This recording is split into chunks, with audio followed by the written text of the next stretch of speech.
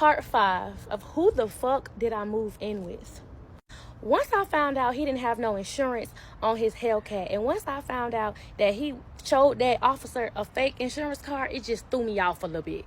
But it made me start thinking, how did he pull up on me in a red, brand new 2023 Corvette if he ain't got no insurance on his Hellcat? And he needed a co-signer on the Hellcat. So how did you end up getting a C8? It's not making sense to me. And ain't nothing wrong with no co-signer, baby. This mine. My mama, thank you very much. She is my co-signer. Let's just get that together.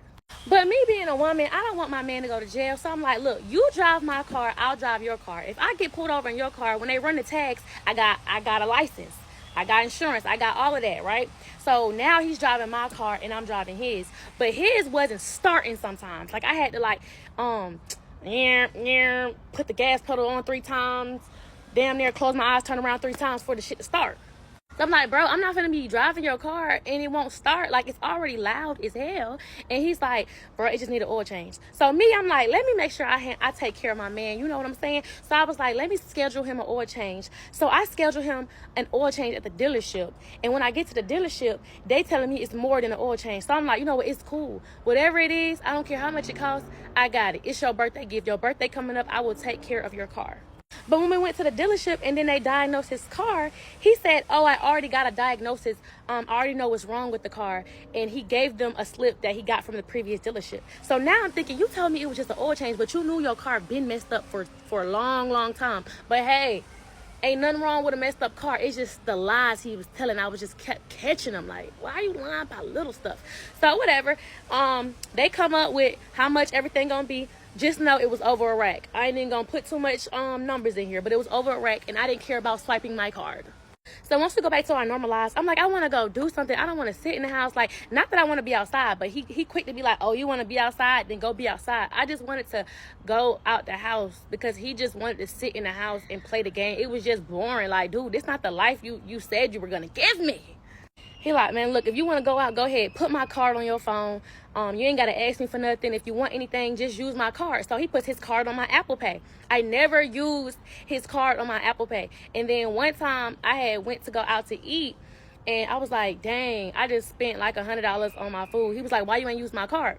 So I tell him, I don't want to use your card because I don't know what you got on your card. Like, I don't want to just, I'm not no gold digger.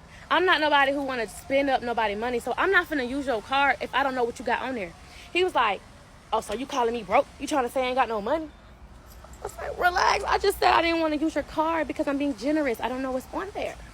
And I started seeing little signs that he didn't want to spend no money when I'm like, we need to go shopping for the house. Like, he brought his furniture from his storage, but it was other stuff that we needed for the house. And I'm like, can we go shopping? Because when he was in Florida, you know, when a girl got a house, she get to go on furniture shopping, decorating shopping. But I started to try to go buy furniture, and he was mad. Why are you spending money without me? And I want to help you, but you want to be so independent and do everything on your own. My mom even got involved, and she was like, Kia just excited about the house. She just want to go shopping with her mom. Let her go shopping with her mom, and then, you know, when you get here, y'all can do the rest of the shopping. He's like, but dang, she just spending too much money. Seeming so concerned about how I'm spending my own money, right? That right there was a sign of control. That wasn't, oh, he's trying to spoil you. He's trying to make sure he helped you. No, it was a sign of control. He didn't want me to spend my own money because he knew I had it. But when he moved in, this man ain't put no money into the house. Zero, nada, no money in the house. He did send me like, I don't remember how much he sent me. Like $200, because I was like, if you want to help so bad, just send me the money through Apple Pay. So he did send me that, no cap. But once we moved in, I'm like, are we gonna put something in there? He was like, we just moved in here. Why are you trying to spend so much money? I'm like, bro, like, I was trying to fill the house up with furniture, but you wouldn't let me. But now that I'm asking you for it, you're getting mad at me. Child, when I went through that phone, because trust me, stuff just wasn't adding up. It didn't seem right. Actually, this is why I really went through his phone. One night, he was helping me take out my hair, y'all. And, you know, we real close. And I seen him hurry up and delete a message real fast. And I didn't, you know, I ain't like tell him I seen it.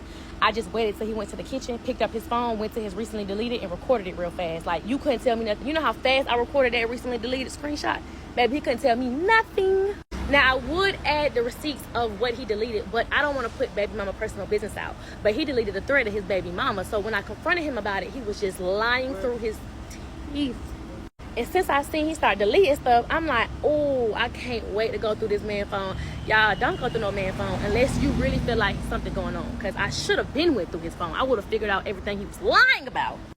So I'm going through his phone, and I see a thread with his, not his record label, because remember he said he had a record deal? He been dropped from that record deal. And there's nothing wrong with that, but he made it seem like when he first met me, he was still with Sony. You're not with Sony no more. But then later on, he told me he was independent. So it was the lies he forgot he was telling me. But I was just, keeping up. You know what I'm saying? I'm just putting it in the bag. He's literally finessing his record label, or a marketing promo label. I don't know what it is. It's not a record label, but he's finessing whoever is investing in him for promo and marketing. He's finessing them, literally scamming them. And I should have known that when he was trying to get my brother to help him. He was like, you can work with me. We could finesse it. I could just tell them you my producer, you my engineer, and we could finesse them for like $5,000. I should I'm like, how would you finesse a record label? It just didn't make sense because I don't know nothing about the music industry.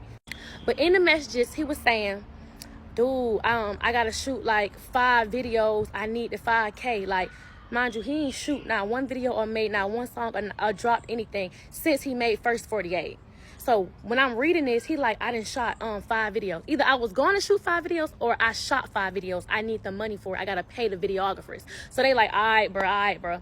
But it was around the time rent was due, y'all. So it's making sense. He didn't have it. He didn't have it like he said he had it.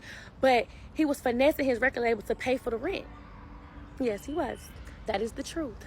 Because he loved to say, well, how was the rent getting paid?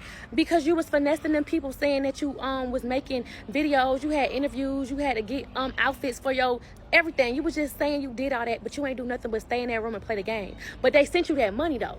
Then the next time run around for when rent is due, he told them people that I guess he had to go meet them in person because he never met them in person, but they need to pay for his plane ticket, they need to pay for his Uber, his hotel, but him and his girl going. So that way they paying for 2 people. We never went to LA like he said we was going to LA. You know how many times he said we was going to LA and we never went to LA, child? He used the money that the record label sent him to pay rent. I mean, look, there's one man that's gonna make it happen. If he gonna make it, he gonna fake it till he make it. I'm gonna be honest about that. But that's how I knew. Wait a minute, he not having like he say he having. So I gotta do a little bit more digging. The light stopped hitting me. I had to move directions, baby. I need y'all to see me. But anyways, while I am going through that phone, I also see that he is asking his friend, his little dealer friend, for 10 of those white little circle things while he here in Atlanta. He's saying he's gonna go to his homeboy house in Atlanta, but instead he's going to go pick up those little white circle things. So the whole time he been living at my spot, he been popping them, and I never seen him do it. So I never even thought nothing of it until I finally approached him and I confronted him about it. Because one day we went back to Florida, and when we went back to Florida, it was because he was doing some type of interview, y'all. He was doing some freestyle, creeping through the streets freestyle. And on the way there, he also caught a little attitude with me because of some food. I didn't want food, and I made him order some food on the phone, but then I made him cancel it, so he got real heated with me. That's another sign I seen of anger. I'm like, why did you get so mad over that? So he was like, don't worry about it. I'm gonna give you your car. I'm gonna go ahead and go get my other car, my C8. I said, what other car you got? He was like, my C8. I'm like, okay, so he mad at me, about to leave me stranded in Florida and go pick up his C8 because, Hellcat back in Georgia. We talked it out, and then later on, he goes in, I'm talking about, we go to this neighborhood, and it ain't the interview. And he's about to be late to the interview, right? But I'm like, where we going? He said he got to go pick up some keys real quick. He got to go pick up some money. Man, I'm looking through that phone. Come to find out, he went to go pick up some more of them little circle things. So not you went to go do a little deal in my car, and then you told me you was picking up some keys and some money. Not you went to go do a little deal, and when I guess confronted you about it. Ew, is it a filter on me? The fuck? So when I confronted him about his phone stuff, right, y'all, this man was going I'm talking about, he was like, what? Do I do drugs? Do I have a problem? This is the narcissistic manipulation stuff. Let me post the screenshots of what he said once I confronted him. Like, hey, something not right, something don't seem off. I just want to know, because he didn't know I went through that phone. I just want to know, do you have a problem? I want y'all to read by yourself. Pause and read, y'all. It's very important information. This is manipulation 101.